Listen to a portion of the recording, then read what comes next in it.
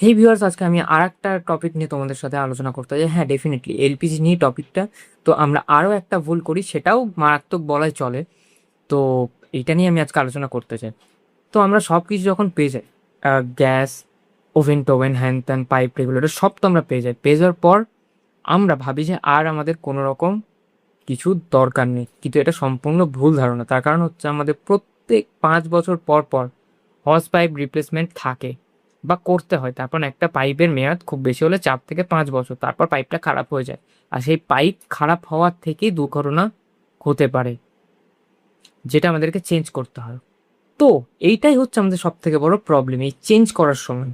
কারণ এই চেঞ্জ করার সময় না আমরা সস্তা খুঁজতে চলে যাই, সাধারণ মার্কেটে যাই, যেটা 80 টাকা, 50 টাকা, 100 টাকায় যে পাইপটা পাওয়া যায় 1.5 কি 2 মিটারে, যেটা হোক, তো ওই জিনিসটাই আমরা 100 টাকা কি 80 টাকা সব থেকে সস্তাটা নিয়ে নিই। কিংবা কোনো লোকাল পারচেসার বা কোনো লোকাল এজেন্ট বলুন কিংবা দালাল, তাদের কাছ থেকে আমরা সস্তাতে পাইপ নিয়ে নিই। কিন্তু এটা খুবই রিস্কের। তার কারণ হচ্ছে, ফার্স্ট হচ্ছে সেই পাইপের কোনো গ্যারেন্টি ওয়ারেন্টি কিচ্ছু থাকে না।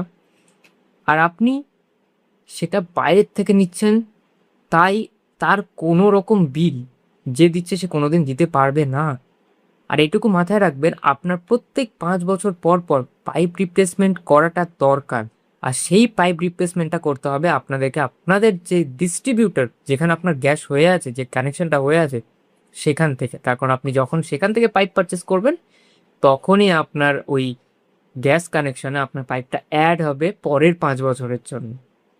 না হলে আপনি যদিও সস্তার চক্করে বাইরের থেকে কিনে আনেন, আপনাকে কোনো দিন অফিস ছাড় দেবে না।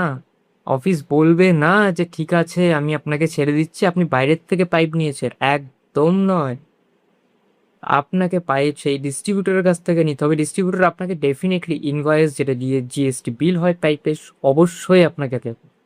বাইরের থেকে পাইপ নেওয়াটা সব থেকে বেশি রিস্ক, তার কারণ সেই পাইপ কোনো দিন ঠিক হয় না।